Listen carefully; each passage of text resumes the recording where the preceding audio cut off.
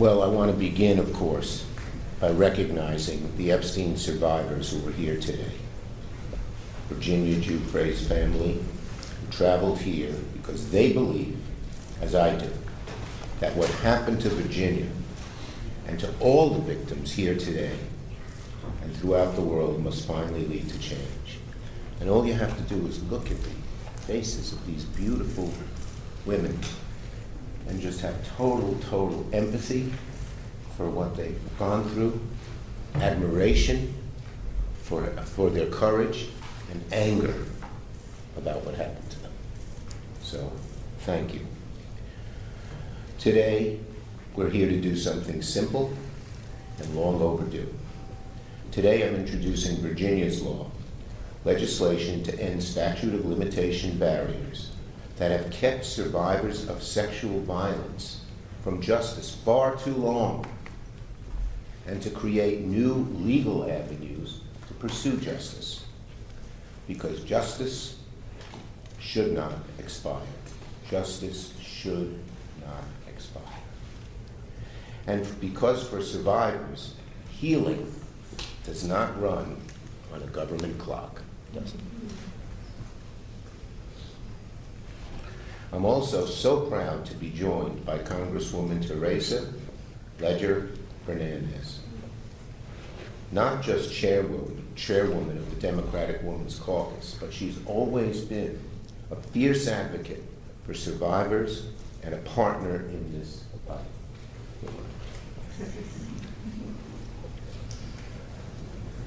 She's a champion and a fighter, and that's what a bill like this requires, a fighter who will relentlessly push for the cause of justice.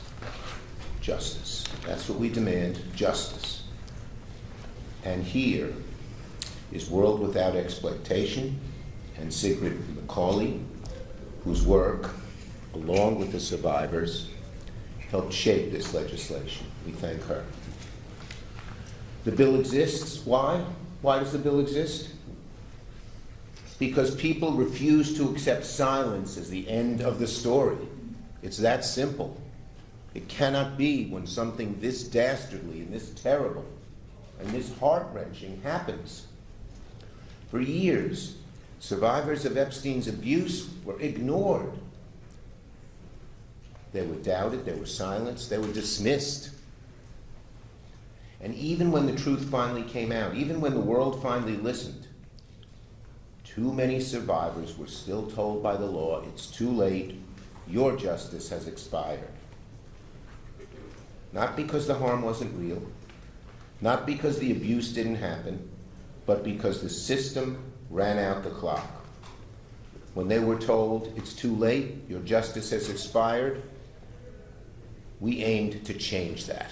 And that's what we're trying to do today. When you say the system ran out the clock, tough rocks, too bad, too late, that's not justice. That's a system that protects abusers by waiting survivors out. Our law, Virginia's law, changes that. It allows survivors to seek accountability when they're ready, when they're strong enough, supported enough, able to face the weight of civil litigation. Sometimes it takes years to recuperate from the horror that occurred. Why should the government say, well, we're setting an arbitrary time when you are able to pursue your case? Our law makes clear that abusers and those that enable them cannot escape responsibility by running out the clock. It makes clear that the law will empower survivors to pursue justice, and it recognizes something survivors have always known. Time does not erase harm. Time does not erase harm.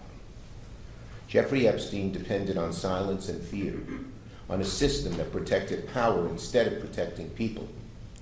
Today we are saying no more. This bill carries Virginia Giuffre's name because she spoke when so many were told not to.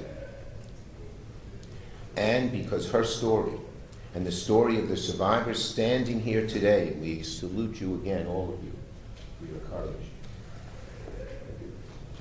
These nice faces, it shouldn't have happened to you. It shouldn't have happened to you. So, no survivor should ever be told again that the law failed them and that time mattered more than truth. The survivors of Jeffrey Epstein have waited long enough. Virginia waited long enough. The time for justice is now, and Congress must act.